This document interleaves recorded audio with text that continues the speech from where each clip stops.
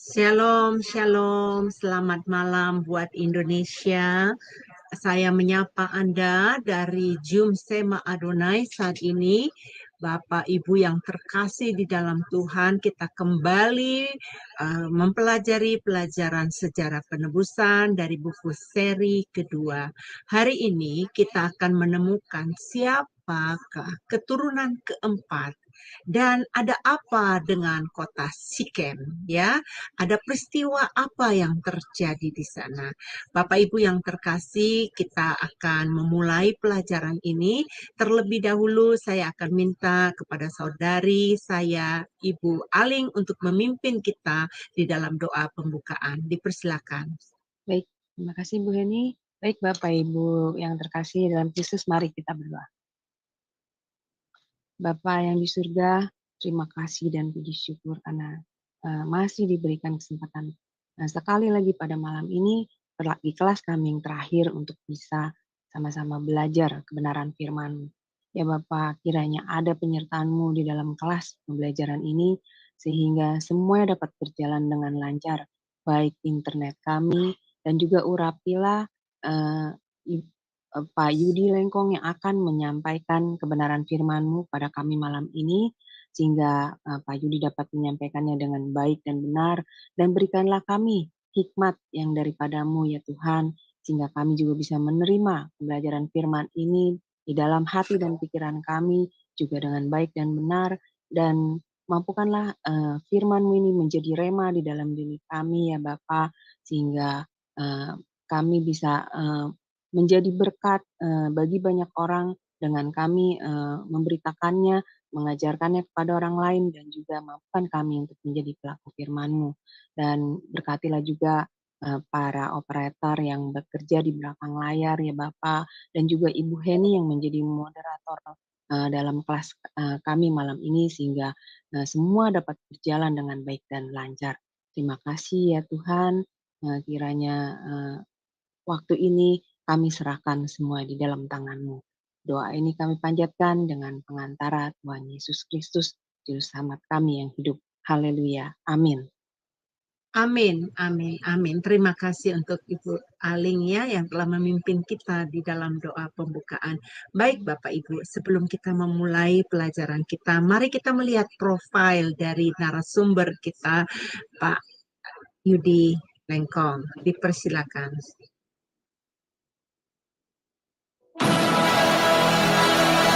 Shalom semua, berjumpa kembali dengan tema Adonai. Nah, pada kesempatan kali ini kita akan berkenalan dengan pembicara kita, yakni Bapak Pendeta Yudi M. Lengkong, dan berikut adalah profil singkat dari beliau.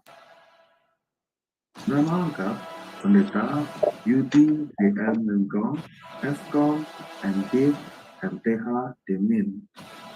Beliau lahir di Manado pada tanggal 21 Oktober tahun 1979. Alma mater, Sarjana Komputer Eskom di Universitas Bina Nusantara, Jakarta pada tahun 2003.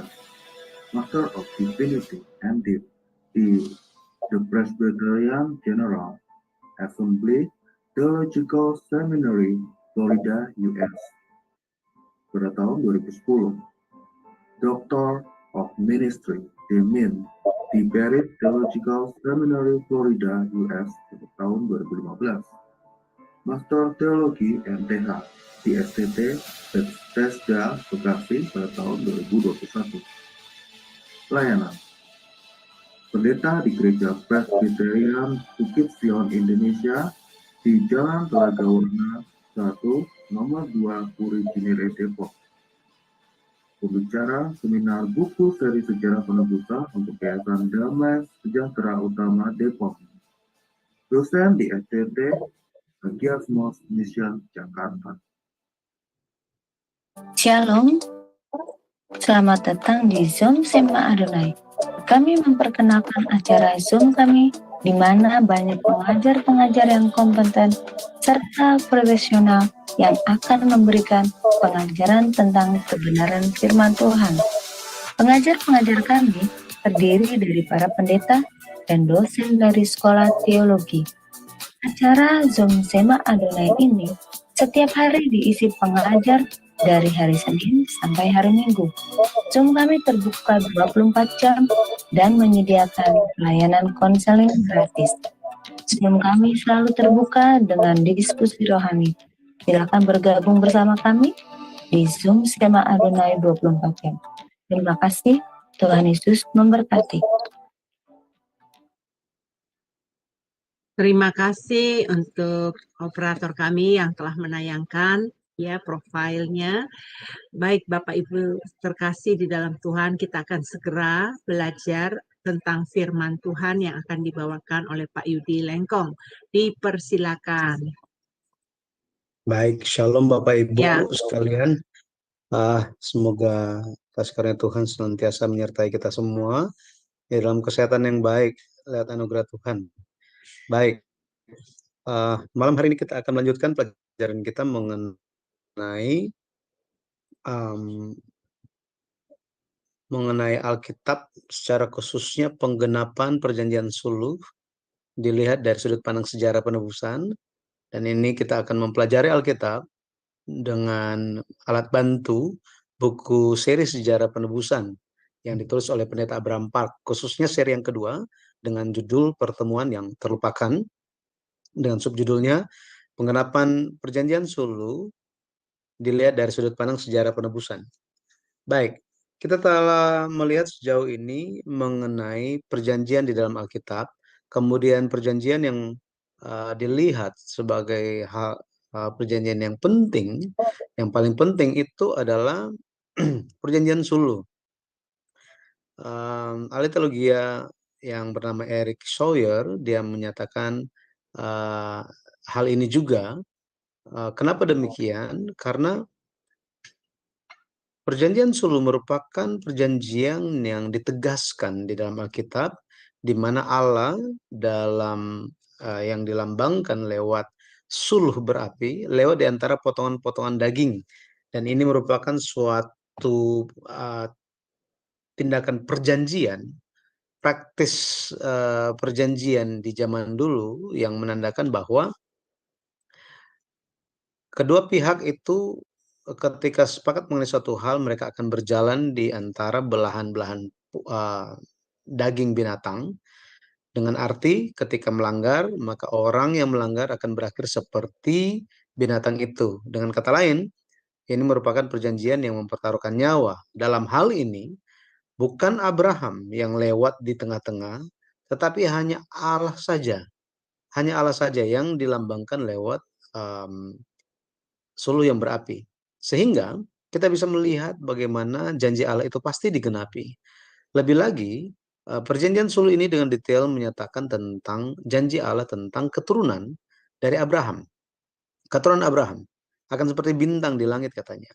Dan keturunan Abraham ini akan memiliki tanah janji. Dan untuk memiliki tanah janji itu ada prosesnya. Ya, ada proses untuk memilikinya.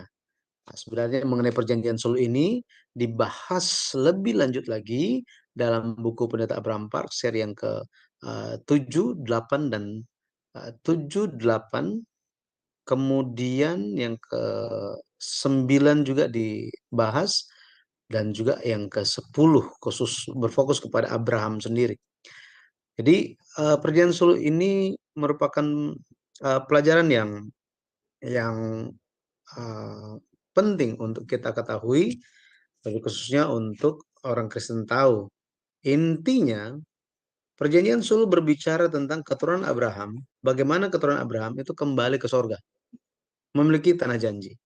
Dan kita telah membahas sampai kepada isi dari perjanjian suluh. Hari ini kita akan melihat bersama-sama mengenai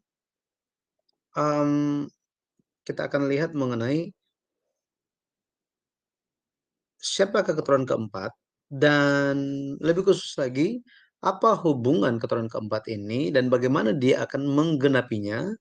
Dan kita akan lanjut mengenai Yusuf yang dikuburkan di Sikem. Apa hubungan Yusuf dengan Sikem ini? Kita lihat Kejadian 15 ayat 16. Tetapi keturunan yang keempat akan kembali ke sini, sebab sebelum itu kedurjanaan orang Amori itu belum genap. Baik, kalau kita perhatikan Kalau kita perhatikan di dalam ya ini bukunya, bicara mengenai anak sulung di dalam keluarga Yakub, itu ada 3 anak sulung yang dilihat gitu ya, yang dilihat bahkan dicatat di dalam Alkitab. Yang pertama, menurut atau berdasarkan urutan lahir, Ruben adalah anak yang pertama. Kejadian 49, 3-4 menyatakan hal ini, tetapi dikatakan juga bahwa bukan dia lagi yang terutama. Ya, jadi secara urutan lahir, Ruben yang pertama. Tetapi secara silsilah, Yehuda itu adalah anak sulung. Yehuda adalah anak sulung. Akan tetapi kalau kita lihat 1 Tawarik 5 ayat 1-2, di situ dikatakan bahwa meskipun Yehuda itu yang sulung, tetapi bukan dia. Maksudnya meskipun Yehuda itu tercatat di dalam silsilah sebagai anak sulung, tetapi anak sulung dari sudut pandang Allah itu adalah Yusuf. 1 Tawarik 5 ayat 1-2. Apa bukti di dalam Alkitab yang mendukung selain 1 Tawarik 5 ayat 1-2, apakah ada sumber-sumber di dalam Alkitab, referensi dalam Alkitab yang menyatakan bahwa Yusuf ini adalah anak sulung, ya, sebagai anak sulung. Nah, mari kita lihat bersama-sama beberapa bukti Yusuf memiliki hak kesulungan atau dia adalah anak sulung. Yang pertama, jubah maha indah yang Yakub berikan kepada Yusuf. Jubah maha indah yang Yakub berikan kepada Yusuf. Kalau kita lihat mengenai Yusuf ini, Yusuf merupakan anak yang sangat dikasihi oleh Yakub. Kenapa? Karena Yusuf itu lahir dari istri yang dia kasihi, yang sangat dia kasihi. Itu adalah Rahel, gitu ya, Rahel. Rahel dia tidak punya anak selama 7 tahun, ya, selama 7 tahun menikah, tidak memiliki anak. Akan tetapi pada akhirnya Allah mengingat Rahel. Allah mengingat Rahel.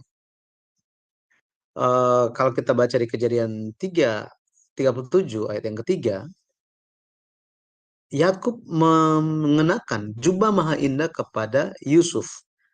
Mengenakan jubah maha indah kepada seseorang itu merupakan suatu tanda bahwa orang yang mengenakannya, memakai pakaian jubah maha indah, itu adalah anak sulung. Nah ini, oke. Di zaman itu dikenalnya seperti itu. Yang kedua itu Zafnat Pa'anea. Nama Zafnat Pa'anea yang Firaun berikan kepada Yusuf. Kejadian 41 ayat 45. Zafnat Pa'anea ini arti namanya orang yang memiliki nama ini hidup. Atau arti lainnya penunjang kehidupan. Firaun menganggap Yusuf adalah orang yang Tuhan utus untuk menyelamatkan dunia. Dan tugas anak sulung kalau kita lihat itu untuk menunjang kehidupan. Betul ya? Nah, sampai zaman sekarang nggak berubah kan? Nah, harapan dari orang tua atau anak sulung itu ada tanggung jawab yang demikian. Jadi Yusuf dia bukan hanya menjadi penunjang keluarga, kalau kita lihat di Kejadian 45 ayat 11, tetapi dia penunjang kehidupan seluruh bangsa. Itu Kejadian 41 ayat 20 kalau kita lihat. Bahkan di Kejadian 41 ayat 54 dan seterusnya, di situ dinyatakan bahwa banyak bangsa di bumi ini hidup mereka terpelihara gara-gara Yusuf. Ini Yusuf menggenapi nama Zafnat Pa'anea, penunjang kehidupan, tanggung jawab dari anak sulung. Bukti lainnya, pencatatan di Ibrani pasal 11. Kalau kita lihat Ibrani pasal 11, ayat 8 itu dicatat tentang iman Abraham. By faith, Abraham. Ya, by faith. Kemudian ayat 20, karena iman, Ishak. Setelah Ishak, ayat 21 dikatakan karena iman, Yakub. Setelah Yakub, ayat 22, di situ dikatakan karena iman, Yusuf katanya. By faith, Yusuf ngapain? Kalau kita lihat, coba kita lihat Ibrani 11, Ibrani 11 ayatnya yang ke-22, di sini dikatakan, Karena iman, maka Yusuf menjelang matinya memberitakan tentang keluarnya orang-orang Israel dan memberi pesan tentang tulang belulangnya. Ibrani pasal 22 mencatat iman Yusuf dari banyak iman, banyak perbuatan iman yang dia miliki. Dengan iman Yusuf yang luar biasa bertahan dari berbagai macam penderitaan dan godaan. Tetapi penulis kitab Ibrani mencatat imannya berhubungan dengan apa? Dengan penggenapan perjanjian sul. Penggenapan perjanjian sul. Jadi ini merupakan suatu hal yang menunjukkan bahwa Yusuf merupakan anak sulung. Kemudian bukti yang keempat kita bisa dapati dalam isi berkat Yakub dan berkat Musa. Kalau kita baca di Kejadian 49 ayat 26, Kejadian 49 ayat 26, kemudian Ulangan 33 ayat yang ke-16, di situ dikatakan yang teristimewa. Yusuf itu yang teristimewa. Nazir. Kita semua pernah dengar nazar, betul ya? Nazir. Nazir ini orang yang dikuduskan, orang yang dibedakan atau dipisahkan, dikhususkan untuk suatu tujuan khusus. Suatu tujuan khusus. Inilah Yusuf. Dia ada tujuan khusus, berbeda dari saudara-saudara dia. Kemudian ada berkat batu kepala. Jadi bukan hanya teristimewa, tetapi dia juga menerima berkat batu kepala. Batu kepala di sini bicara tentang ubun-ubun. Jadi sudah ada kepala, tetapi dia yang paling atas. Orang Israel adalah anak sulung. Betul ya? Israel adalah anak sulung. Akan tetapi Yusuf itu di atas mereka semua. Di atas mereka semua. Posisi yang paling tinggi adalah Yusuf. Dan tentu pengakuan di 1 Tawarik 5 ayat 1-2. 1 Tawarik 5, kita lihat ini. 1 Tawarik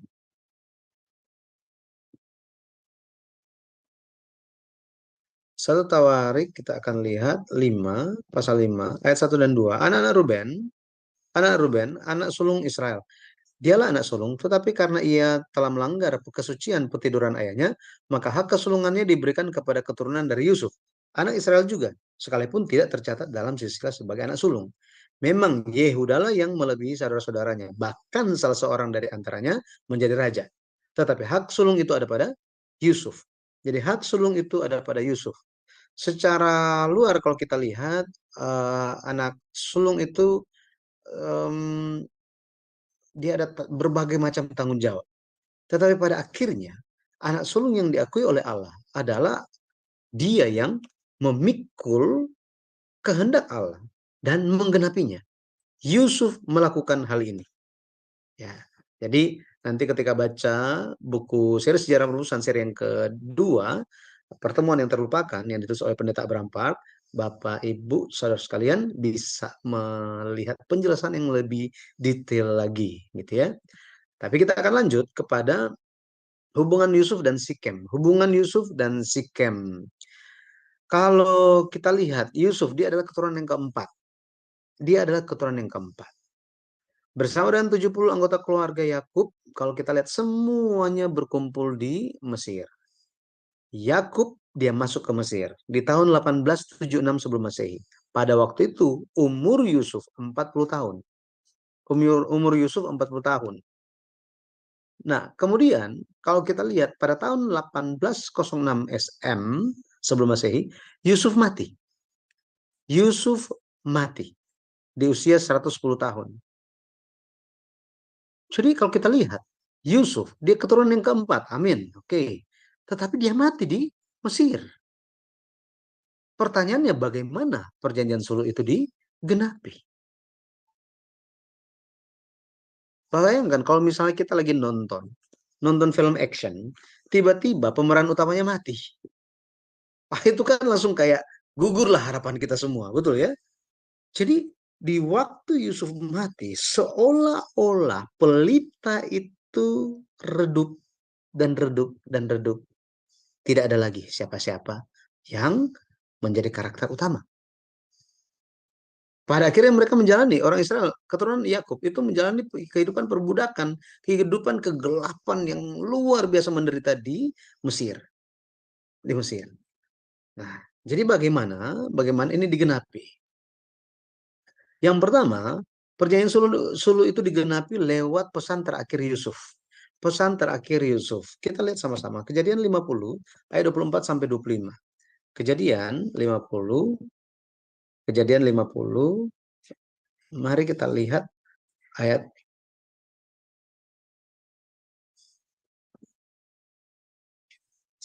24 sampai 25. Baik.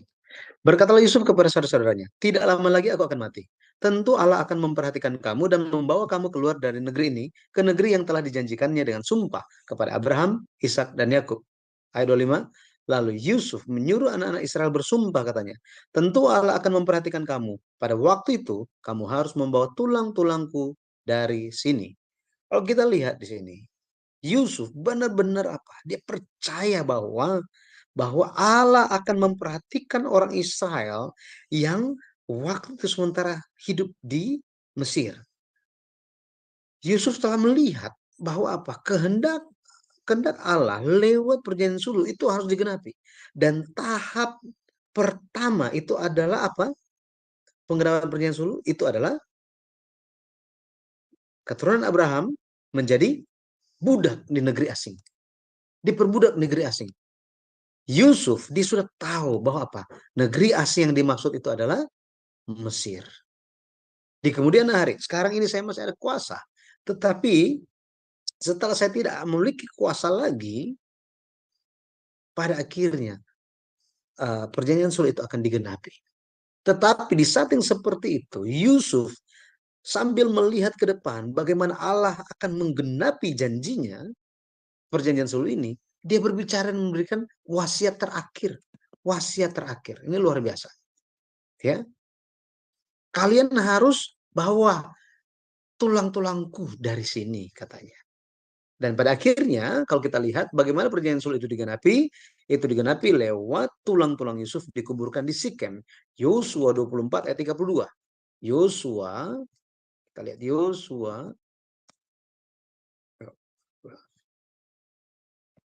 Yosua, kita akan lihat 24 ayat yang terakhir, ayat yang ke-30. Ayat yang ke-32. Masih ayat yang ke-33 soalnya. Ayat 32.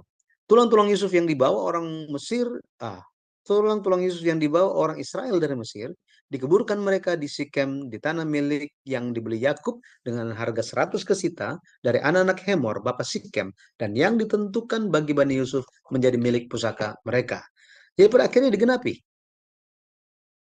Cuma pertanyaannya, seperti apa ini digenapi? Seperti apa ini digenapi? Ya, kalau kita lihat, yang pertama, Musa membawa tulang-tulang Yusuf keluar dari Mesir. Bayangkan, sejak Yusuf mati sampai orang Israel keluar dari Mesir, sudah berlalu 360 tahun lamanya. Apakah ada dari antara Bapak Ibu yang masih ingat pesan wasiat terakhir kakek moyang kita, nenek moyang kita 360 tahun yang lalu? Enggak ada ya? Enggak ada yang tahu. Ya. Kenal aja nggak tahu. Kenal aja udah enggak kayaknya. Akan tetapi di sini kalau kita lihat Allah bekerja lewat Musa. Allah bekerja lewat Musa. Pada akhirnya sebelum mereka keluar,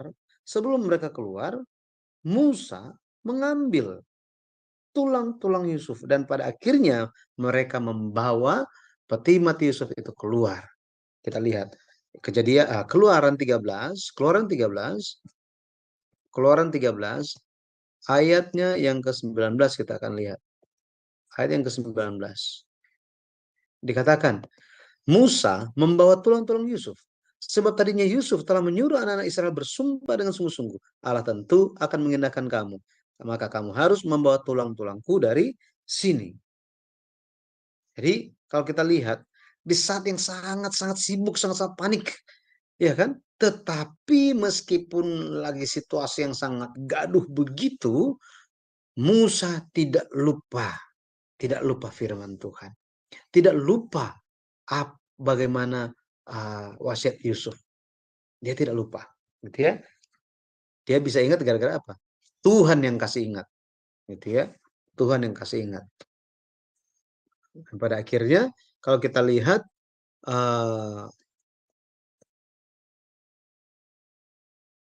Perjanjian Solo itu digenapi dengan cara peti mati Yusuf itu dipikul selama 56 tahun oleh orang-orang yang nggak diketahui siapa mereka. Namanya siapapun nggak tahu. Kalau kita lihat, mereka keluar dari Mesir, mereka Eksodus di 1446 sebelum Masehi. Setelah itu mereka ada 40 tahun perjalanan padang gurun. 40 tahun.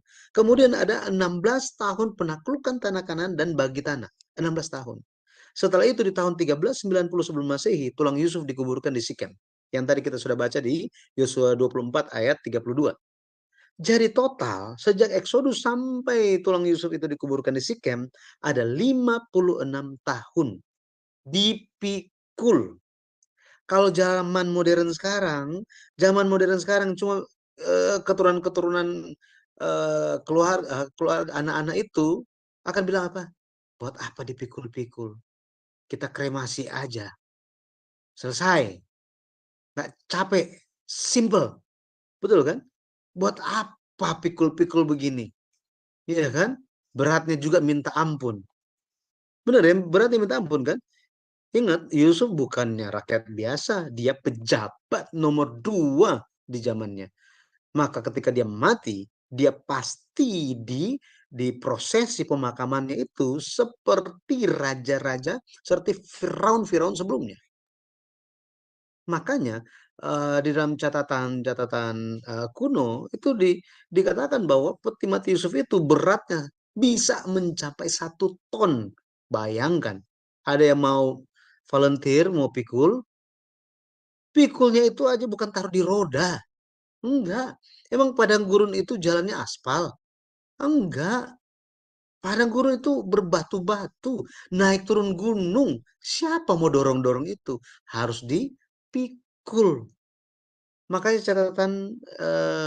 catatan saya lupa catatan di mana dikatakan bahwa peti mati Yusuf itu dipikul bersama-sama dengan tabut perjanjian Allah.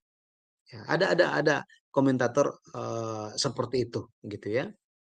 Nah, jadi bayangkan untuk menggenapi perjanjian Sulu, ada orang-orang yang memberikan dedikasi mereka, pelayanan mereka dengan luar biasa.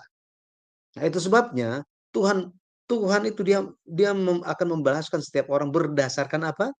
Bukan berdasarkan iman dia, bukan berdasarkan ngomongnya hebatnya seperti apa, bukan. Tetapi berdasarkan perbuatan imannya. Sama seperti Tuhan mengenal orang-orang yang telah mendedikasikan diri mereka memikul peti mati Yusuf sampai digenapi di Sikem, ya, maka Tuhan pun akan mengingat kita semua. Saya percaya demikian dengan iman. Ya, jadi pada akhirnya kalau kita lihat mereka itu bayangkan 40 tahun itu dari sini nih, dari Rameses ini merupakan peta perjalanan di padang gurun.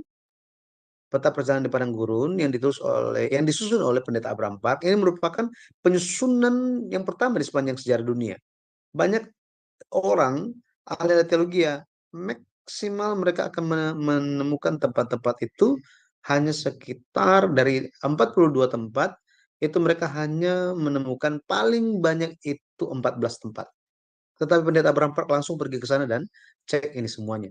Jadi lihat rute mereka seperti ini. Bayangin orang yang pikul itu seperti apa coba. Ya, luar biasa. Jadi dedikasi kita hari ini pun kita pasti dilihat oleh Tuhan. Ketika Yesus datang ke dunia ini, Yesus tidak sendirian. Dia memilih 12 murid. Dia sendiri yang pilih mereka.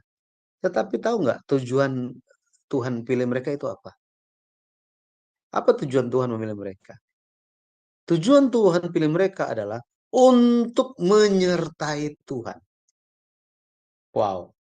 Bukan untuk kita tahunya kan Tuhan beserta dengan saya, Immanuel. Tetapi 12 murid dipilih supaya mereka bisa menyertai Yesus. Untuk ada bersama-sama dengan Yesus dan untuk memberitakan Injil katanya.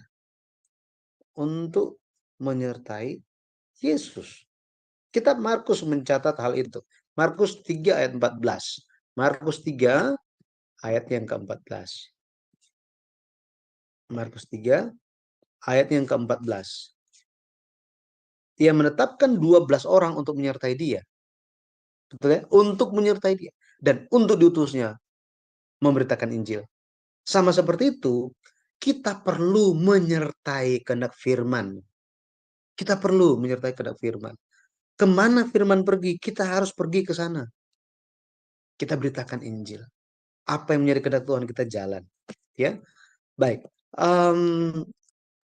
Jadi kalau kita lihat, sejak Perjanjian Suluh itu dibuat di tahun 2082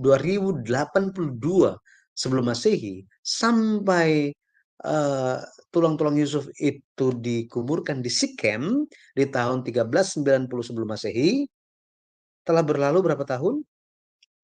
692 tahun. Apa arti angka ini bagi kita? Ya, apa arti angka ini bagi kita? Arti angka ini bagi kita adalah janji Tuhan pasti digenapi, meskipun orang pikir itu nggak genap, kelamaan. Saya doa, Tuhan kayak nggak dengar. Ya sudahlah, terserah Tuhan lah maunya apa. Jangan seperti itu. Sebagai orang yang beriman, kita senantiasa harus bersandar kepadanya. Doa kita tidak dijawab, hal-hal tidak berjalan sesuai dengan apa yang kita harapkan. Itu semua ada tujuannya bagi kita, supaya kita mencari kehendak Tuhan. Atau mungkin engkau berdoa tetapi yang engkau doakan hanya untuk memuaskan hawa nafsumu. Atau mungkin engkau berdoa tetapi yang engkau doakan itu tidak sesuai dengan apa yang Tuhan mau. Makanya kita perlu berdoa sesuai dengan kehendak Tuhan. Saya percaya kita belajar Alkitab juga untuk cari kehendak Tuhan. Ya, jadi 692 tahun baru itu digenapi. Haleluya. Baik, kita lanjut mengenai kepentingan Sikem dalam sejarah penebusan. Sikem, tadi muncul Sikem. Apa hubungan Yusuf dan Sikem? Apa hubungan Yusuf dan Sikem? Kalau kita lihat yang pertama, Sikem itu mewakili tanah Kanaan. Mewakili tanah Kanaan.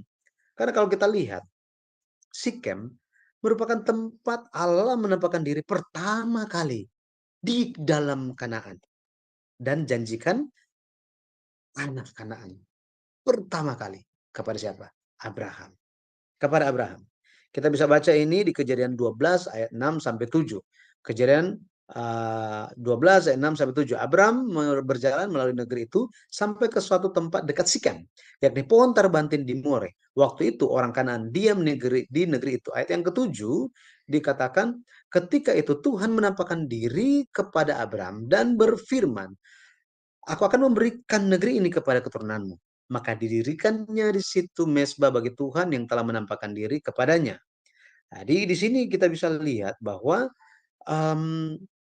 Allah janjikan tanah Kanaan pertama kali di mana? Di Sikem. Di Sikem. Di situ Abraham juga pertama kali mendirikan mezbah bagi Tuhan. Artinya apa? Setelah Allah memberikan janjinya, firman-Nya kepada Abraham, Abraham bersyukur dan menyembah Allah. Abraham bersyukur dan menyembah Allah. Itu sebabnya kenapa persembahan selalu datang setelah khotbah. Kenapa? Karena setelah kita menerima firman kasih karunia, kita menjadi bersyukur. Roh Kudus itu bekerja di dalam kita dan kita bersyukur di hadapan Allah. Ya, seperti itu. Bersyukur di hadapan Allah. Makanya di dalam ibadah-ibadah gereja-gereja, khotbah dulu baru bersyukur. Ya, seperti itu. Jadi dengar firman dulu baru bersyukur. Bersyukur dulu tanpa dengar apa-apa. Ya, jangan kebalik. Ya, anyway, kalau kita lihat Sikem itu di mana? Ini saya ambil masih dalam buku yang kedua, ada peta perjalanan hidup Yakub. Peta perjalanan hidup Yakub, ada 17 tempat Yakub itu pernah tinggal, dia pernah pergi, gitu ya.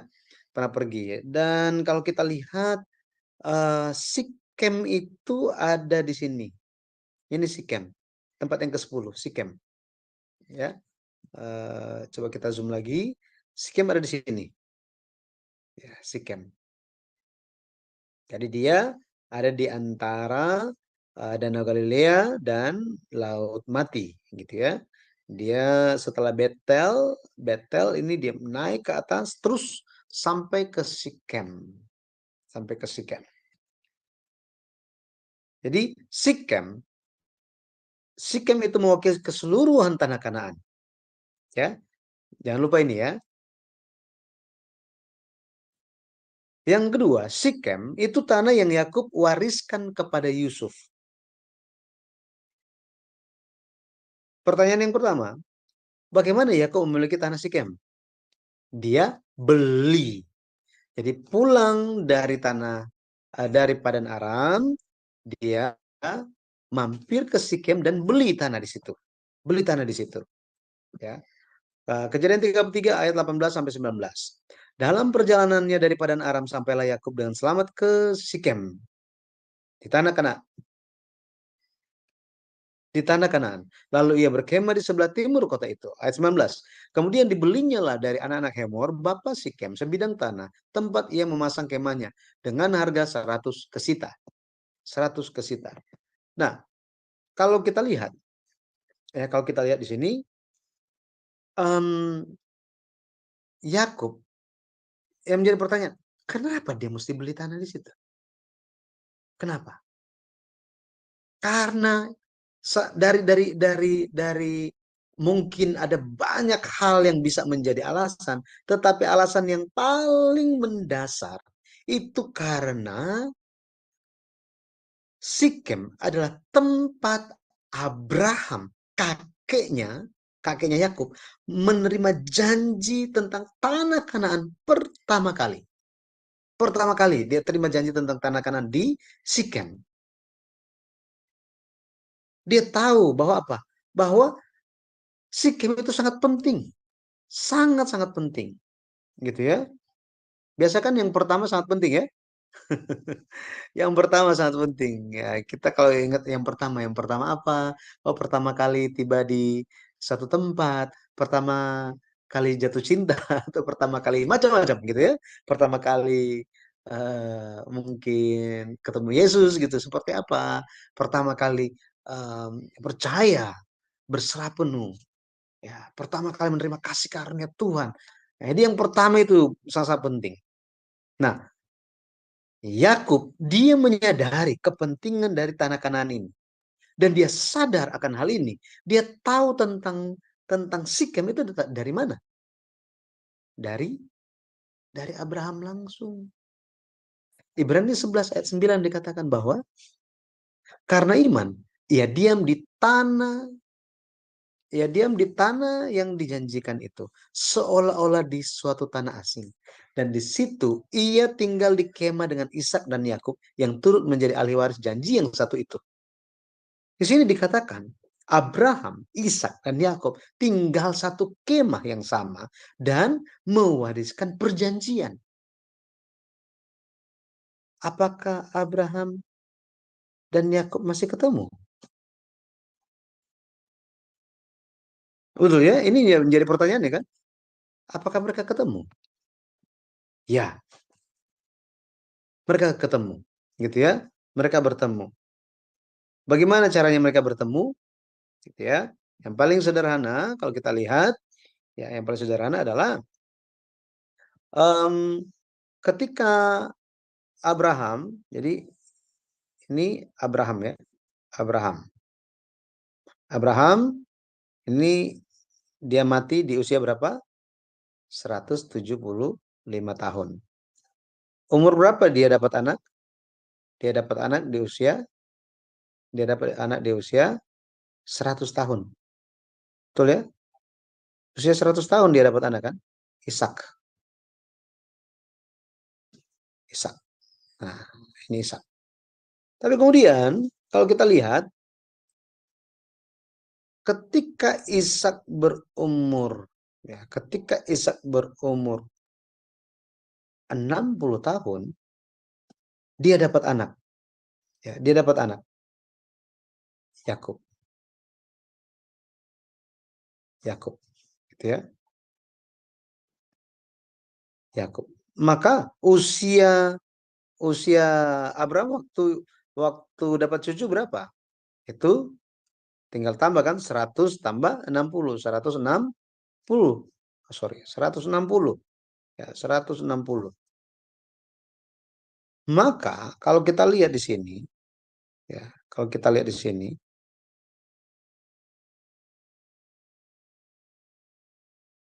setelah Abraham mendapatkan cucu di usia 160 tahun, Abraham masih hidup 15 tahun. Ya, 15 tahun. Jadi Abraham, Ishak, Yakub hidup semasa ini selama 15 tahun. Hidup semasa 3 generasi, kakek, ayah, dan anak di bawah satu kemah yang sama, dan pewarisan iman terjadi, iman perjanjian. Itu sebabnya Abraham, Yakub, itu sebabnya Yakub dia tahu tentang Sikem itu langsung dari Abraham. Jika tidak lewat Abraham, itu lewat Ishak. Nah, tapi biasanya kalau kita pergi ke rumah kakek kita, biasanya kan begitu. Kakek dulu, nah, ya kan? Kakek dulu sampai kapan kita hafal ceritanya itu seperti apa, kakek dulu. Ya. Jadi jangan lupa bahwa 3 generasi Abraham, Ishak, Yakub hidup semasa 15 tahun dan mewariskan iman perjanjian. Ya, mewariskan iman perjanjian. Baik. Oke, kita lanjut. Bentar saya hapus dulu.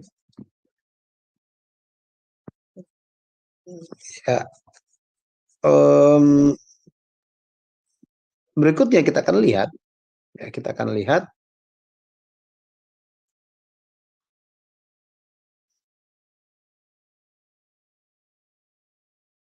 ya, Sikem bagi Abraham ini sangat penting, gitu ya. Sikem bagi Abraham itu sangat penting. Kenapa? Karena ya tadi saya sudah jelaskan, gitu ya. Karena itu merupakan tempat pertama dia menerima janji tentang tanah Kanaan, gitu ya, tanah Kanaan. Oke, ini saya sudah bilang tadi ya. Sikem adalah tempat Allah pertama kali menampakkan diri kepada Abraham di tanah Kanaan. Kemudian tempat pertama Allah janjikan tanah Kanaan. Tempat pertama Abraham mendirikan mezbah di dalam tanah Kanaan. Ya, seperti ini. Jadi kalau kita lihat,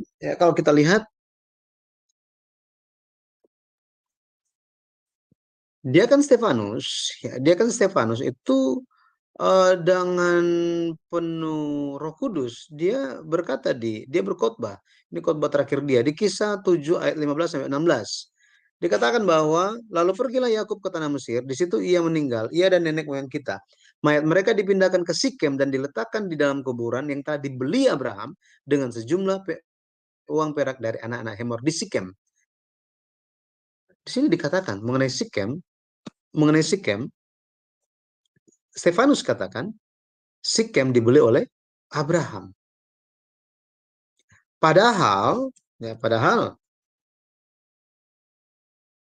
Kejadian 33 ayat 18 sampai 19 dikatakan bahwa Yakub yang membeli tanah Kanaan. Yosua 24 ayat 32 pun bicara hal yang sama. Di dalam sejarah Yakub yang membeli tanah Kanaan. Akan tetapi Stefanus dengan kepenuhan Roh Kudus dia sampaikan bahwa Abraham yang beli. Jadi yang mana yang benar? Siapa yang beli? Yakub atau Abraham yang beli? Ya, kalau kita lihat di sini, kita perlu mengetahui kenapa Stefanus berbicara demikian. Stefanus di Kisah Para Rasul pasal 7 sementara menekankan bahwa siapa sih Yesus Kristus itu, bagaimana janji tentang Mesias ini digenapi di dalam sejarah penebusan. Sejarah Alkitab itu bicara seperti apa tentang Yesus itu. Oh, Yesus itu sudah diceritakan dan terus diceritakan. Iman yang menantikan Mesias itu terus-menerus diturunkan dalam konteks yang sama. Ketika Deacon Stefanus berbicara tentang Sikem dibeli oleh Abraham, artinya Allah melihat bahwa Sikem itu Abraham yang beli. Gara-gara apa? Meskipun Yakub yang beli, meskipun nyatanya Yakub yang beli, tetapi dari sudut pandang Allah, Allah melihat bahwa Abrahamlah yang membeli Sikem. Kenapa? Karena Yakub membeli Sikem, tetapi dia membelinya atas pengaruh iman dari Abraham. Karena mereka hidup semasa selama 15 tahun. Dan mewariskan janji. Ibrani 11 ayat 9 nyatakan hal itu. Maka kita bisa melihat, bahwa di sini ya contoh gitu ya, contohnya misalnya Bapak Jokowi membangun tol di Papua, tol di Kalimantan, tol di Sumatera. Pertanyaannya, Bapak Jokowi yang bangun itu tol? Bukan dia, tukang-tukang yang bangun. Betul kan? Akan tetapi karena pengaruh dari Pak Jokowi, maka tukang-tukang itu mengerjakannya. Sama, tanpa pengaruh iman dari Abraham, Yakub tidak akan beli tanah di Sikem. Maka di sini kita bisa melihat bahwa perjanjian Yakub membeli tanah di Sikem merupakan bentuk iman dia, percayanya dia terhadap janji Allah yang diberikan kepada kakeknya. Ya, semoga bisa paham di sini ya. Jadi Abraham yang beli, akan tetapi ya seperti itu. Yakub yang beli. Iman Abraham memotivasi Yakub untuk memiliki iman akan janji Tuhan mengenai tanah Kanaan. Ya. Jadi dengan iman yang dia terima dari kakeknya, dia beli tanah di Sikem. Oke. Nah, kalau kita lihat memang pada akhirnya puncak porisan iman itu menunjuk kepada Yesus yang datang. Ironinya, ini yang menjadi kesimpulan dari Deacon Stefanus. Yesus itu datang, janji tentang keturunan perempuan itu telah datang, telah digenapi. Tetapi kamu tolak, bahkan kalian bunuh dia, katanya. Dialah Yesus, orang benar itu. Wah, gitu ya. Yesus penggenap firman, realitas dari iman, ya, iman orang Yahudi. Tetapi justru mereka tolak. Ya, mereka tolak. Kisah 7 ayat 51-52. Hai orang-orang yang keras kepala dan tidak bersunat hati dan telinga, kamu selalu menentang Roh Kudus, sama seperti nenek moyangmu, demikian juga kamu. Siapakah dari nabi-nabi yang tidak dianiaya oleh nenek moyangmu? Bahkan mereka membunuh orang-orang yang lebih dahulu memberitakan tentang kedatangan orang benar yang sekarang telah kamu khianati dan kamu bunuh. Itu. Ya. Nah, kemudian Sikem Yakub berikan kepada Yusuf. Ya, Yakub mewariskan tanah itu kepada Yusuf. Iman Abraham telah menjadi satu dengan iman Yakub. Sekarang iman itu diwariskan kepada Yusuf. Kalau kita baca di Kejadian 48 ayat 22, dikatakan di situ Yakub berkata kepada Yusuf, Yusuf, sekarang kepadamu, bukan kepada saudara-saudaramu, kuberikan punggung gunung. Kata punggung di dalam LAI, di dalam bahasa Ibrani, kata punggung itu adalah Sikem. Sikem itu kuberikan kepadamu.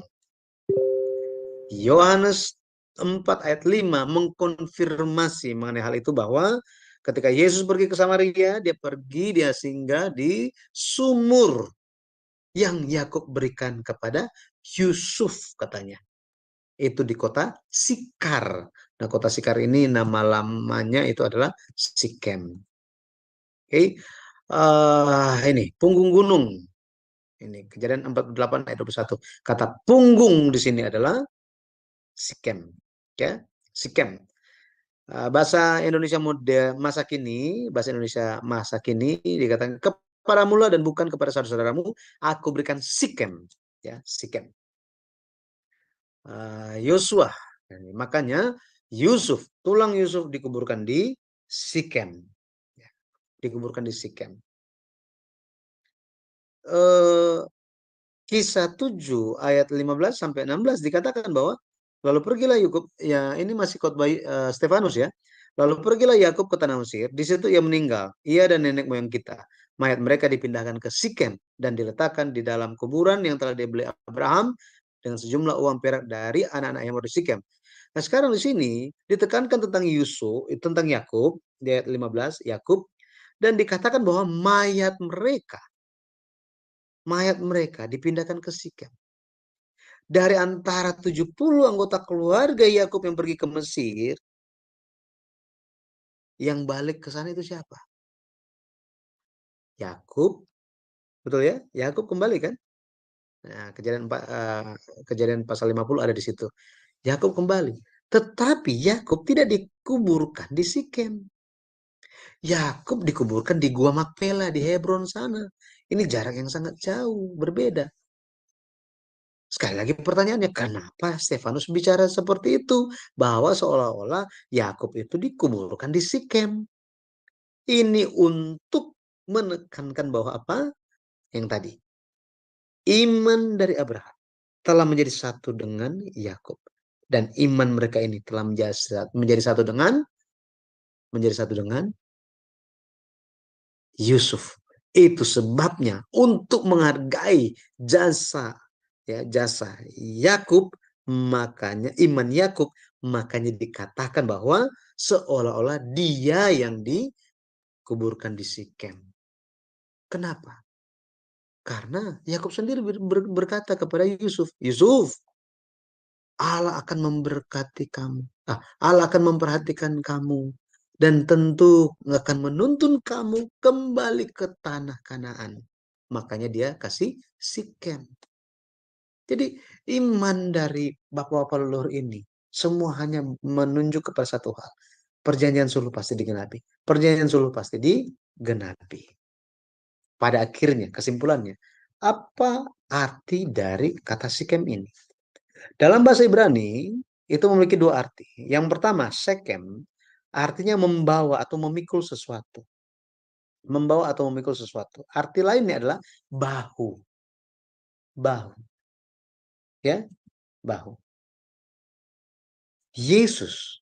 Ingat, perjanjian sulh itu merupakan pemulihan keturunan dan tanah. Puncak penggenapannya adalah Sikem. Dari semua tempat, penggenapannya itu adalah Sikem. Ajaibnya, Sikem memiliki arti membawa atau memikul sesuatu. Sekarang, pemulihan kita semua menjadi keturunan-keturunan Abraham. Itu kan hanya lihat Yesus kan? Galatia 3 ayat 29 dikatakan, jika kita menjadi milik Kristus, maka kita pun adalah anak-anak Abraham. Maka Yesus Kristus, ketika kita percaya kepada Yesus Kristus, maka kita selamat. Maka kita adalah anak-anak Abraham. Jadi Yesus Kristus pada akhirnya menjadi puncak penggenapan perjanjian sulh itu. Bagaimana Yesus menggenapinya? Bagaimana Yesus memulihkan keturunan dan tanah itu? Yesus memulihkannya lewat memikul beban dosa kita di bahunya. Lihat kayu salib kan? Ini Sekem di sini menunjuk kepada kematian Yesus Kristus di atas kayu salib dengan mencurahkan darahnya. Tetapi arti yang kedua, ini ayat yang ini ya, bahwa Allah menanggung dosa-dosa kita, dia akan memberikan kelegaan kepada kita. Matius 11 ayat 28, Mazmur ayat 20, Mazmur 55 ayat 23. Oke. Nah, arti yang kedua, syakam adalah bangun atau bangkit pagi-pagi. Maka ketika kita melihat syakam ini dari sudut pandang sejarah penebusan, kita bisa mengetahui bahwa syakam ini digenapi lewat siapa? Lewat Yesus yang bangkit pagi-pagi di hari ketiga. Yesus membuka harapan kepada semua manusia. Nah, ini luar biasa. Ya. 1 Korintus 15 ayat 4 katakan apa? Bahwa ia telah dikuburkan, bahwa ia telah dibangkitkan pada hari yang ketiga sesuai dengan kitab suci. Sikem di perjanjian lama telah bernubuat, bersaksi tentang pekerjaan penyelamatan, pekerjaan penebusan yang akan dilakukan oleh Yesus Kristus di atas kayu salib dan bangkit pada hari yang ketiga, pagi-pagi benar. Nah, jadi semua firman Tuhan digenapi lewat, semua firman Tuhan pasti digenapi. Pasti digenapi. Yohanes 5 ayat 39, kemudian ayat 45 sampai 47, Lukas 24 ayat 27, ayat 44. Jadi ini bicara tentang kitab-kitab suci bersaksi tentang Yesus Kristus, ya, ini sama. Ya, jadi pada akhirnya perjanjian sulh ini masih tersisa bagi kita. Bagi kita. Kita adalah keturunan Abraham dan ada tanah janji untuk kita masuki. Tanah yang telah disediakan bagi kita semua. Itu adalah kerajaan sorga. Kiranya kita menjadi keturunan Abraham yang memahami, mengetahui bagaimana untuk menjadi warga negara, bukan warga negara asing ya, bukan warga negara Indonesia, tapi warga negara surga, WAS, WNS, warga negara surga. Ya, semoga kita bisa terus bertahan sampai akhir dan pegang janji Tuhan sampai akhir. Haleluya, amin. Baik, saya kembalikan kepada Ibu Heni. Ya, makasih Bapak Pendeta Yudi. Baik teman-teman, sekarang persiapkan pertanyaan-pertanyaannya, tentunya dengan nanti angkat tangan pakai emoji ya, biar kami dari tim bisa mengetahui siapa aja yang ingin berdiskusi. Tapi sebelumnya saya minta kepada Sister Aling untuk membacakan pengumuman ya. Dipersilakan Sister Aling. Baik, terima kasih Ibu Neni. Baik, Bapak Ibu yang terkasih di dalam Kristus, besok pada hari Sabtu, tanggal 12 Agustus 2023 di jam 19.00 waktu Indonesia Barat, di Selma Adonai akan ada seminar, yaitu dengan narasumbernya adalah Pak Pendeta Dedi ya, dan dengan judul temanya adalah Pastoral Counseling Kristen. Dengan moderatornya adalah Ibu Heni.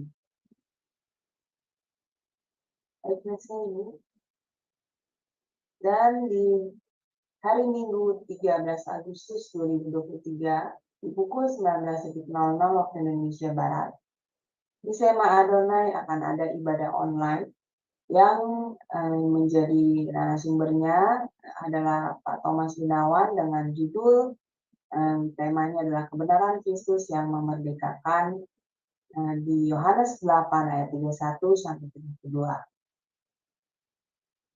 Selanjutnya, dan acara ini relay ke channel-channel YouTube, yaitu diantaranya channel Sema Adonai, channel Omnihen, channel Antara, channel Batu Karang, channel Nebu Ali, dan channel Ganet Sidan. Baik, kepada Bapak Ibu yang terkasih di dalam Kristus, bagi yang belum mensubscribe channel kami, harap tolong mensubscribe dan men-share-nya kepada banyak orang sehingga channel kami bisa menjadi lebih berkembang dan menjadi berkat lagi bagi banyak orang. Terima kasih Bapak Ibu yang terkasih di dalam Kristus. Baik, terima kasih untuk Sister Aling yang telah membacakan pengumuman untuk besok ya. Bagaimana Bapak Ibu yang terkasih? Apakah Bapak Ibu mempelajari sesuatu? Ini hal yang mungkin baru buat Bapak Ibu ya. Sudah lama menjadi Kristen ya, tapi baru mungkin memahami tentang rentetan cerita keturunan keempat yaitu Yusuf ya. Dan bagaimana peti matinya dipikul ya, keluar dari Mesir, dan itu beratnya 1 ton lebih kalau nggak salah. Kalau nggak salah nanti tanya Bapak Pendeta ya, itu berat sekali dan digenapi yang dalam jangka jarak waktu yang sangat lama sekali. Tetapi betul-betul itu digenapi karena memang itu nubuatan dari Tuhan. Nah, saya pernah mempelajari ini dulu, ya, saya kagum. Dipertanyakan oleh Bapak Pendeta kami, ya, mengapa Yusuf begitu yakin dan percaya bahwa dan dia memberikan pesan kepada orang Mesir, ya, untuk supaya peti matinya dibawa. Kenapa? Saya berpikir, iya kenapa ya gitu. Ternyata diberikan jawaban sama Bapak Pendetanya juga waktu belajar sejarah penebusan. Ternyata itu karena imannya Yusuf. Yusuf itu kan dia mendengarkan dari nenek moyangnya ya, dari bapaknya. Karena Yakub itu adalah anak yang tinggal di rumah. Jadi dia senang mendengar menguping tuh ceritanya. Dia kupingin omongan kakeknya si Abraham sama papahnya gitu. Dan dia melihat apa janji Tuhan kepada Abraham yang sudah digenapi. Dan kemudian dia tahu perjanjian Tuhan yang keempat itu ke dia. Oh, itu dirinya gitu. Makanya dia percaya, dia pesankan kepada umatnya di Israel untuk berjanji satu waktu kalian pasti keluar dari sini. Imannya begitu besar. Jangan lupa bawa saya katanya gitu ya, keluar dari keluar dari uh, Mesir ini. Nah, digenapi jadinya. Nah, tadi apalagi saudara-saudara yang Anda bisa pelajari? Ya, itu Bapak Ibu dipersilakan. Apa Aling kira-kira Sister Aling yang Anda pelajarin, Pak Aron? Ya silakan Sister Aling.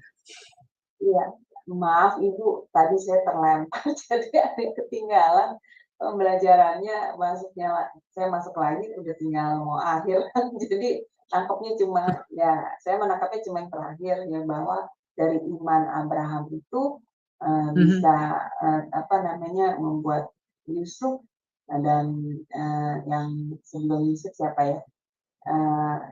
Itu menjadi maksudnya kenapa yang tanah itu ya Bu tadi isikan itu sebenarnya kan yang beli itu adalah Abraham, tetapi kemudian jadi dituliskan seolah-olah Yakub ya yang membeli, tapi saya menangkapnya sih tapi karena iman dari Abraham yang diturunkan kepada Yakub, seperti itu sih Bu. Jadi ya memang iman itu memang penting ya Bu untuk diturunkan pada generasi-generasi ke bawah kita. Gitu. Saya nangkepnya seperti itu supaya itu terpelihara gitu iman itu bagi anak-anak umat Tuhan, seperti itu sih saya nangkepnya. Ya, tapi Sister Alim udah mengerti jadinya yang Stefanus mengatakan bahwa si Abraham, sedangkan di kitab itu perjanjian. Udah ngerti? Iya, itu. Saya nangkepnya ya karena iman yang diturunkan itu kan Ibu yang betul ya, itu. Jadi mungkin kita minta kepada Bapak Pendeta Yudi untuk menjelaskan dikit lagi, siapa tahu orang yang ini bisa mendengar ulang ya. Silakan Bapak Pendeta Yudi.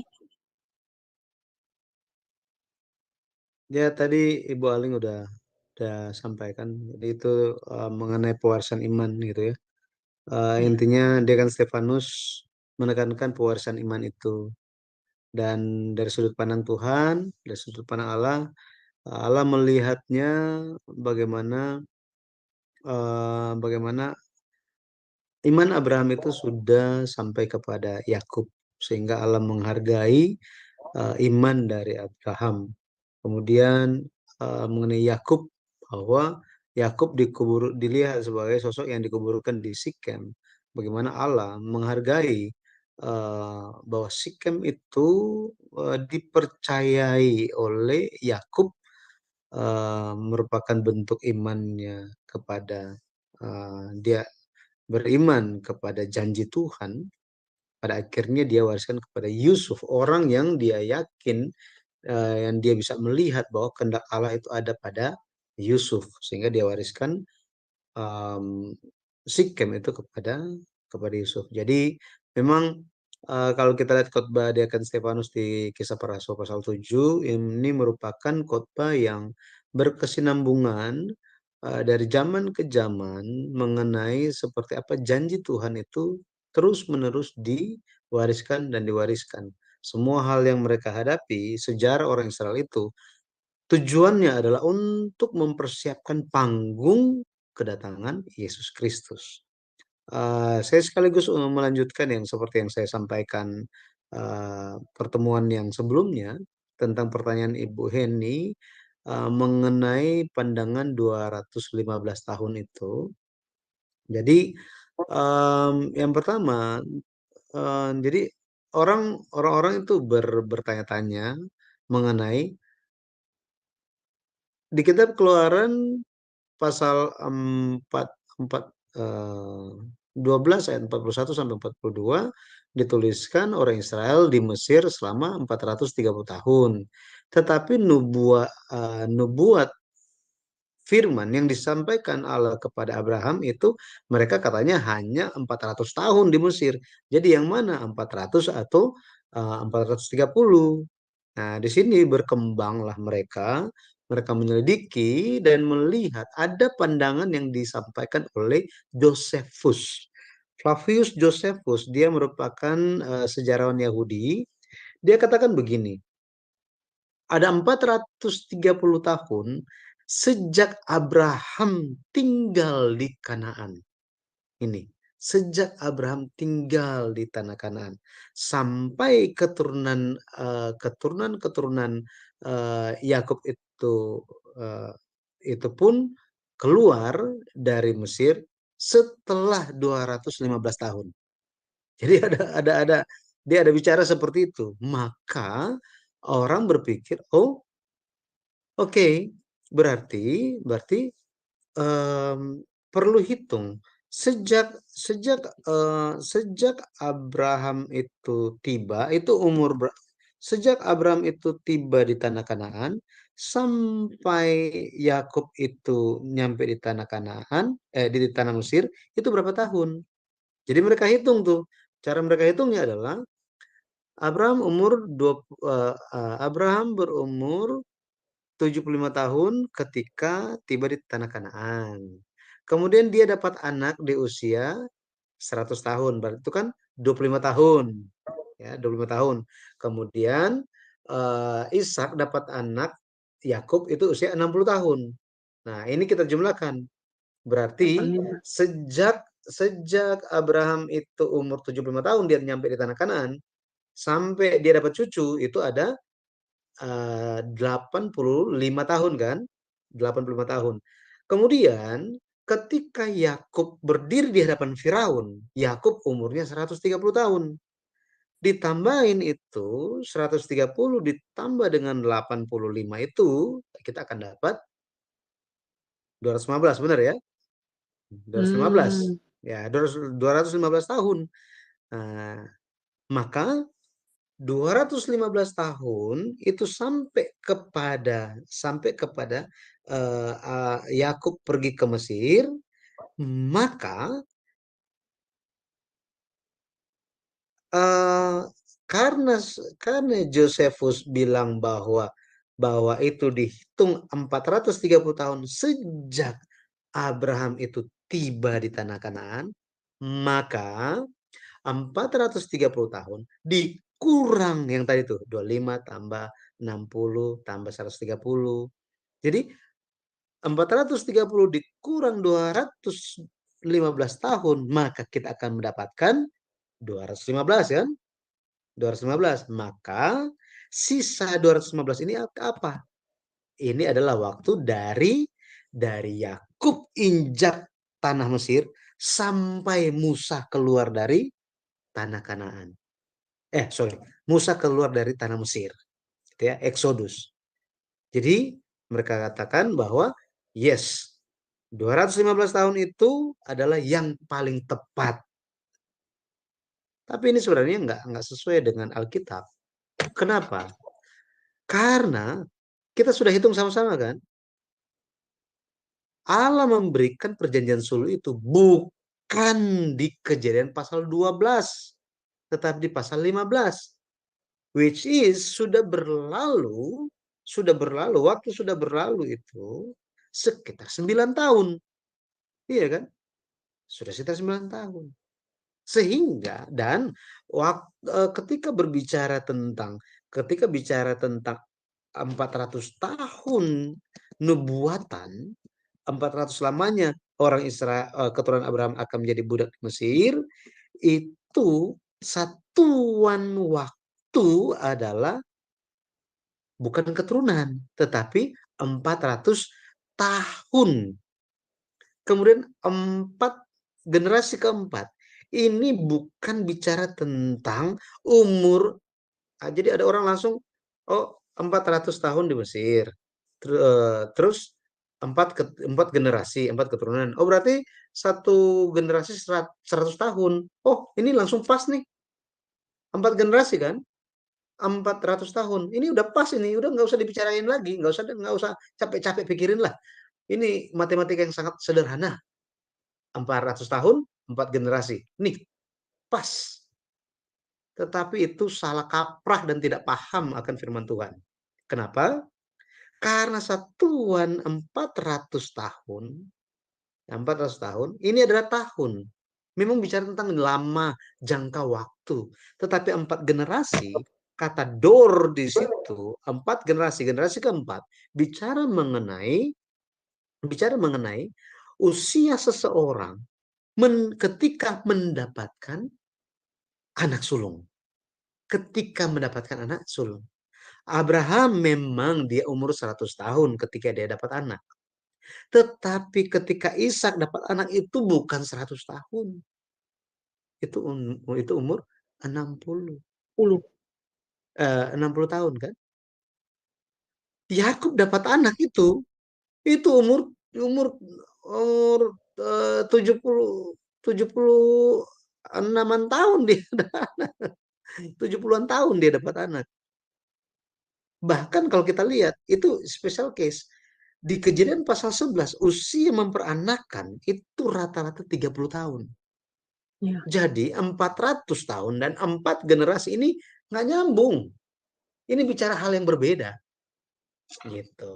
Nah, jadi ada pandangan-pandangan yang seperti itu, tetapi semua tidak alkitabiah. Kita memang ada banyak referensi, tetapi Pendeta Abraham Park ajak, mari kita lihat Alkitab. Mari kita kembali, lihat Alkitab, lihat firman dulu. Banyak orang cuma banyak kumpulin referensi, banyak luar biasa. Jadi yang dibahas itu referensi. Saya pergi ke Bali, ketemu dengan mantan bishop gereja Protestan Bali. Nah, di awal tahun, dan dia memberikan kesaksian ini di ketika buka acara seminar di Bali. Dia bilang begini, saya sudah emeritus, saya doktor juga, saya dosen juga di dunia teologi, dan saya tahu dunia saya. Semua pendeta-pendeta itu pun tahu. Sebelum kita susun khotbah, hal yang kita lakukan apa? Kita buka buku referensi. Setelah itu apa? Kita baca, lihat. Jadi kita tentukan topiknya apa, baru kita cari referensi. Menurut ini apa, menurut itu apa, menurut ini apa, menurut itu apa, kumpul semuanya. Baru disusun. Jadi yang dikhotbahkan adalah komentar dari ahli teologi, bukan firman Tuhan. Ini dia sampaikan sendiri. Tetapi lewat seminar sejarah penebusan dia memberikan pengakuan bahwa memang harus kembali ke Alkitab. Dan dia sangat bersyukur dia menemukan buku yang membahas Alkitab, membantu untuk umat Kristen di seluruh dunia, khususnya Bali, khususnya diri dia pribadi, untuk mulai menyusun khotbah, mulai sharing itu berdasarkan firman Tuhan. Dan dia menggunakan buku sejarah penebusan sebagai alat bantu untuk lebih memahami Alkitab. Dan ada banyak pendapat yang mirip seperti beliau ini. Nah, jadi seperti itu Ibu ya.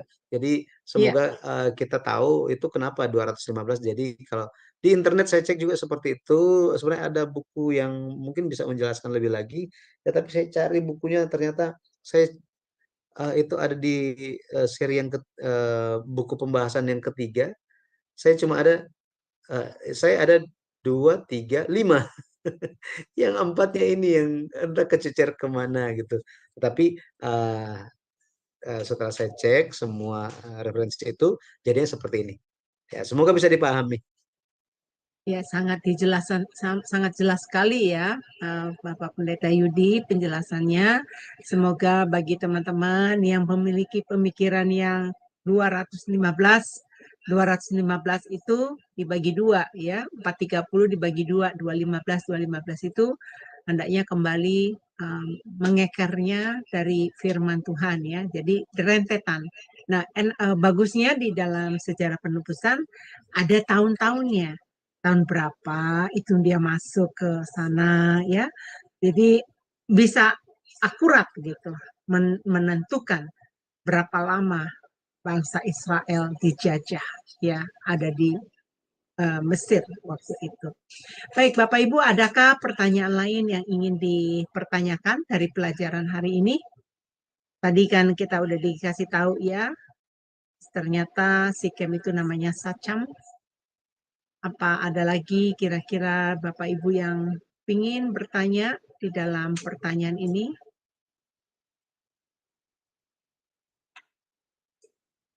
Kayaknya mereka sudah pada paham ya. Sudah pada paham ya. Baik. Pak Pendeta Yudi juga kita harus istirahat. Bagaimana packing-packingnya Bapak Pendeta? Oh, Pak Samuel, ya silakan bro. My brother, open the mics. Ya, silakan my brother. Ya. Ya, dengan Pak Pendeta siapa tadi? Pendeta Yudi. Pendeta Yudi ya dulu Pak ya. Yudi jadi kayak Yuda ya. Nah, Pak Yudi saya mau nanya itu waktu apakah ada hubungannya ketika Musa melihat bak belakangnya Tuhan itu atau punggungnya Yehova itu? Apa ada maksud di situ? Itu aja pertanyaan. Terima kasih Pak. Ya. Sejauh yang saya pelajari ya, berdasarkan yang saya pelajari aja ya Pak ya. Mungkin ada pandangan-pandangan dan komentar-komentar lainnya atau ada suatu pemahaman-pemahaman yang lain. Tetapi sejauh yang saya lihat, Musa memang ingin Musa bertanya, dia ingin melihat Tuhan gitu. Dia ingin melihat Tuhan, tetapi Tuhan tidak mengizinkannya. Cuma karena dia insist gitu ya, agak maksa gitu. Akhirnya Tuhan bilang, engkau akan melihat aku lewat di depanmu katanya. Iya. Lewat di depanmu. Jadi ketika dia Tuhan lewat, Musa hanya melihat bagian belakangnya saja. Jadi yang saya pahami secara pribadi hanya sampai ke situ aja Pak. Tidak ke apakah ada makna apa di balik ini gitu. Ya. Oke. Ya, terima kasih Pak. Oke, itu aja. Iya. God bless Pak. Ya, baik. Terima kasih untuk Bro Samuel. Baik, tidak ada lagi ya. Kita akan tutup. Kita mau kasih Bapak Pendeta Yudi dari pagi, siang, sampai bahkan sebelum masuk ke sini baru menyelesaikan kelas juga di ini. Jadi tadi saya juga enter kelasnya. Saya juga sangat diberkati tadi mengenai perjanjian Tuhan yang keempat. Wah, luar biasa sekali Pak. Saya akan dengar ulang lagi nanti itu bagus banget pelajarannya. Jadi kita minta kesimpulannya kepada Bapak Pendeta Yudi dan tutup dalam doa dan berikan kita berkat. Baik, pada akhirnya janji Tuhan pasti digenapi. Dia akan datang kembali dan akan memberikan upah kepada setiap orang yang menantikan Dia. Ya, saya sangat bersyukur. Mari kita terus uh, bertumbuh bersama-sama di dalam pengenalan akan Tuhan, dan dengan demikian kita pun bisa mempersiapkan diri kita dan saling membagikan berkat seperti yang Tuhan Yesus lakukan. Dia memanggil murid-muridnya, 12 orang itu, dan memberikan tugas kepada mereka untuk menyertai Tuhan dan untuk memberitakan Injil. Hari ini kiranya kita pun bisa mengiringi kehendak Tuhan, kehendak firman Tuhan, sampai akhir kita beritakan Injilnya. Nah, kiranya Shema Adonai ini terus diberkati dan juga diberkati setiap orang yang mengikutinya. Mari kita berdoa. Allah Bapa yang hidup, kami mengucap syukur atas kasih-Mu. Malam hari ini ya Bapa, Engkau telah memberikan kami kesempatan untuk mendengarkan firman-Mu. Kiranya ya Bapa, Engkau yang dimuliakan lewat pelajaran ini, dan Engkau pun yang akan senantiasa menyertai kehidupan kami. Bapa, ketika kami melihat firman-Mu, kami percaya bahwa setiap janji-Mu, setiap firman-Mu pasti akan digenapi. Karena itu tolong kami supaya kami lebih lagi dibukakan mata hati kami, membuka mata rohani kami sehingga kami bisa melihat setiap kehendak-Mu yang tersembunyi di dalam firman-Mu. Terima kasih ya Bapa untuk Shema Adonai ini, Engkau yang pakai senantiasa demi kemuliaan nama-Mu menyatakan Injil-Mu kepada banyak orang dan menjangkau bahkan sampai ke pelosok-pelosok. Terima kasih ya Bapa bagi kami semua yang mengikuti kelas ini. Kiranya Engkau yang akan mencurahkan kasih karunia-Mu, berkat-Mu dan penyertaan-Mu ya Bapa. Dan biarlah setiap hal yang sedang kami hadapi hari ini, Engkau pun yang akan membantu kami bisa melaluinya. Kami percaya Engkau akan menjaga anggota keluarga kami, Engkau tetap memegang iman kami, iman anggota keluarga kami, dan Engkau akan terus menyertai sampai iman kami bisa nyata, dan kami pun bisa bertemu dengan Tuhan di hari akhir. Terima kasih ya Bapa, kami menyerahkan sisa hari ini dalam tangan-Mu yang penuh kasih, di dalam nama anak-Mu Yesus Kristus, di dalam nama Tuhan Yesus Kristus, kami berdoa dengan penuh ucapan syukur. Amin. Terima kasih. Amin, amin, amin. Bapak Pendeta Yudi, harapan kami Bapak menjaga kesehatan. Kami tahu Bapak sedang sibuk packing-packing untuk misi pelayanan Bapak ke Malang. Jaga kesehatan Pak, kami tahu Bapak punya banyak sekali tugas ya. Jadi kami berharap untuk minggu depan Bapak lebih fit lagi kondisinya ya untuk bisa balik masuk di dalam pembelajaran sejarah penebusan di tempat ini. Bapak Ibu, sebelum kita berakhir, izinkan saya untuk menayangkan sesuatu ini. Bapak Ibu kalau rindu untuk mengikuti pelajaran sejarah penebusan, Bapak Ibu boleh masuk ke dalam channel YouTube GPBSI Jakarta. Di sana banyak sekali pembelajaran.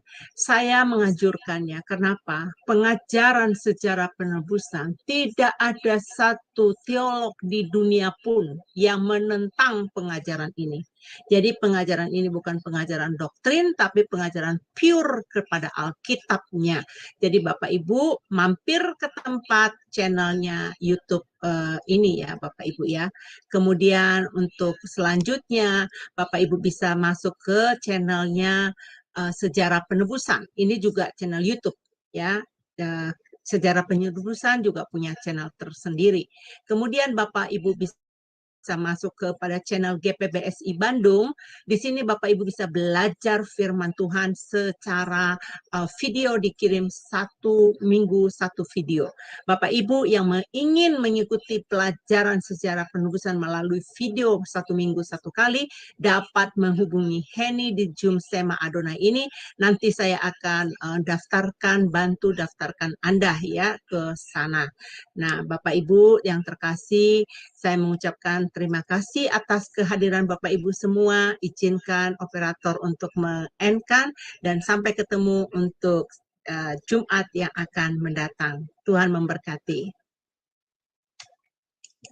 Shalom, selamat datang di Zoom Sema Adonai.